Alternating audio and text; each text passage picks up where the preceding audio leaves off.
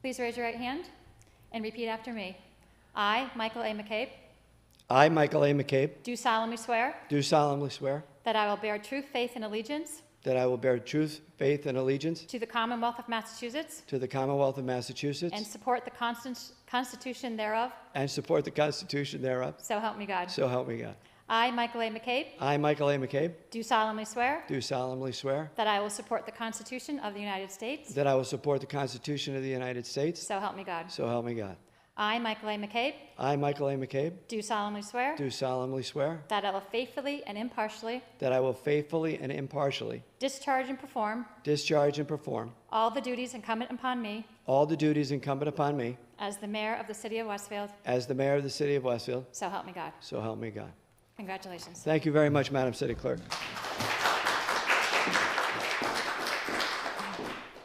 Thank you. This is a little bizarre, I have to be honest with you. Hello, everyone, and thanks for the time. Thanks for listening in. I'm excited to be here and honored that my fellow citizens have chosen me to guide the city through this unprecedented time.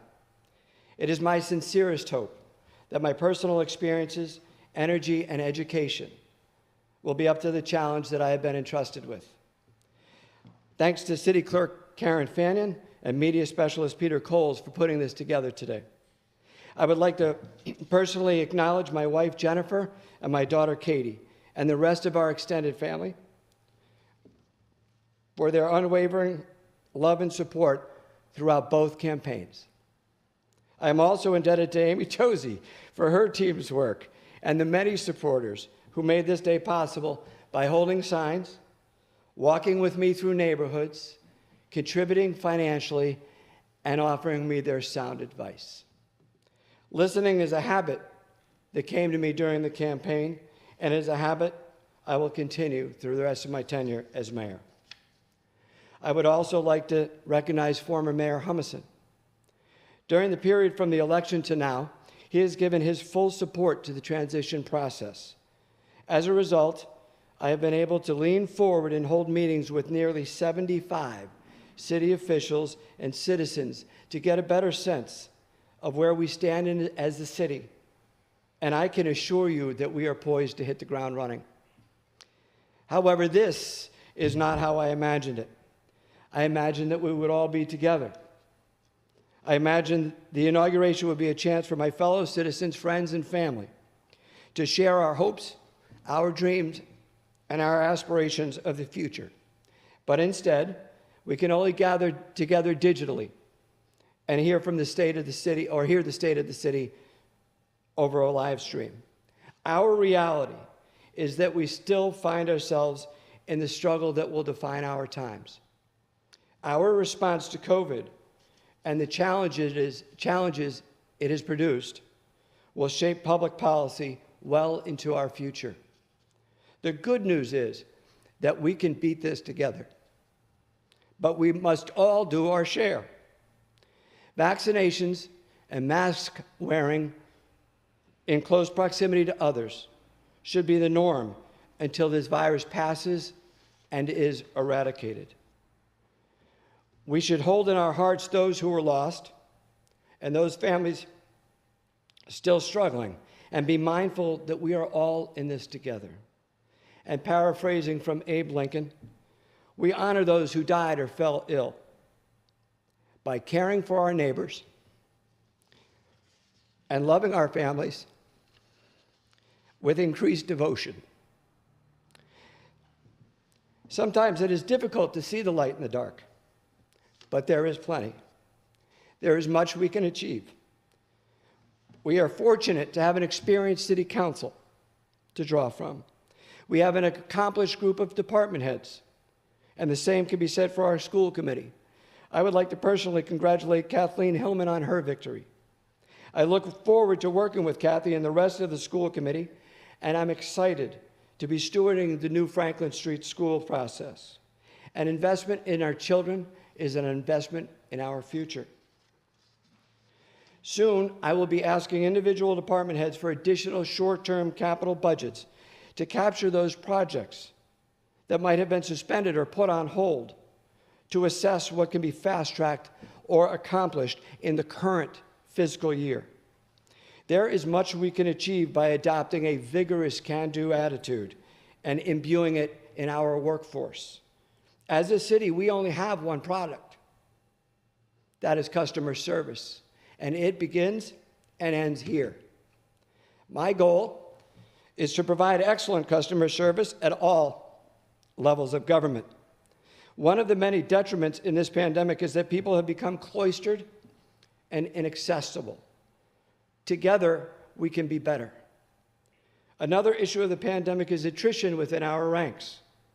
In keeping with national trends, many of our experienced leadership is retiring or have already left.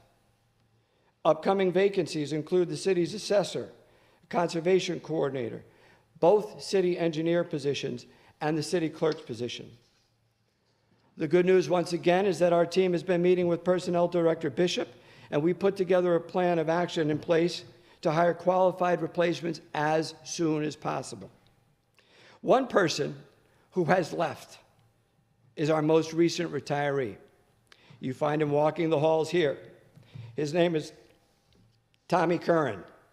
I would like to personally acknowledge his 39 years of dedicated service. Fortunately for us, he is gone, but he hasn't gone far. We will also start the FY23 budget process earlier than in past years, under respectful time constraints. Increasing the time will increase the quality of our decision-making processes. Additionally, all boards and commissions are being reviewed to make sure that they are functioning as intended. However, some have been inactive for some time, and others have changed missions. I will be working with the City Council President to see if we can create better efficiencies.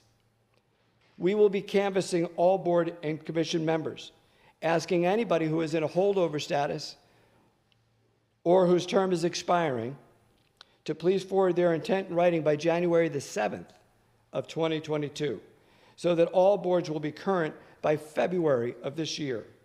My office will be reaching out via email to that effect. Then there's the American Recovery Plan Act, and it's $17.3 million. We need to allocate and spend that over the next 2 years. It offers us a once-in-a-lifetime opportunity to implement both short and long-term innovations to make the city a better place for our children. That should always be our goal. Thinking only about today limits our tomorrow. The health department has received a $70,000 grant to help them in the pandemic. It is to be used to purchase test kits and hopefully vaccines to be distributed throughout the community. It is my sincere hope that our vaccination rate reaches 70% before long. Speaking of health and wellness, I am looking forward to working with the Columbia Greenway Rail Trail folks and connecting to points north of the city, including the town of Southampton.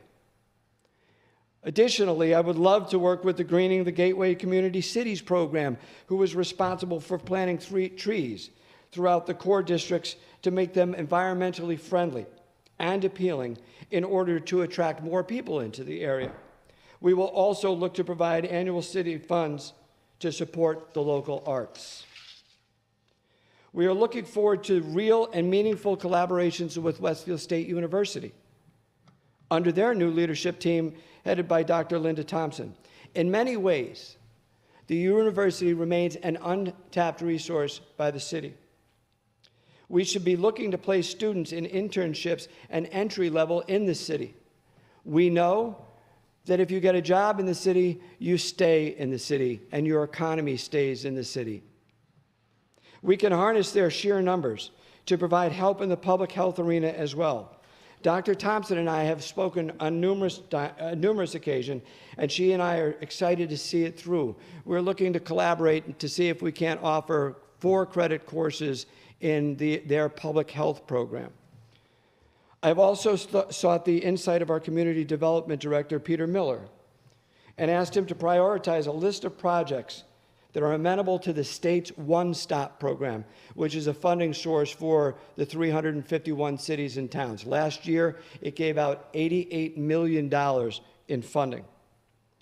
I am very optimistic that we will see the benefits of this partnership in 2022. That's right, 2022. Along the same lines, Peter and I have identified 15 vacant downtown locations that through creative marketing and funding, we hope to attract new small businesses into the core district already utilizing existing space.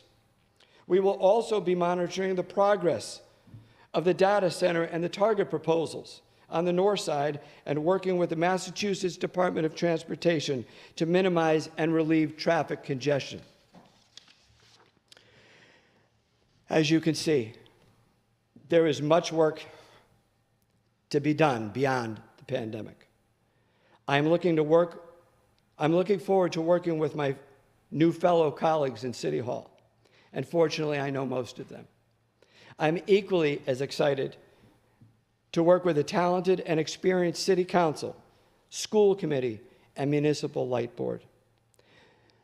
The only promise I can make to you is that any decision I will make will be decided and guided by considering the known facts and what is in the best interest of the city of Westfield. But now the clock is ticking. It's time to go to work. We only have 729 days left to accomplish these tasks. It is time to draw back the curtains and let the light in. God bless. Thank you guys for coming.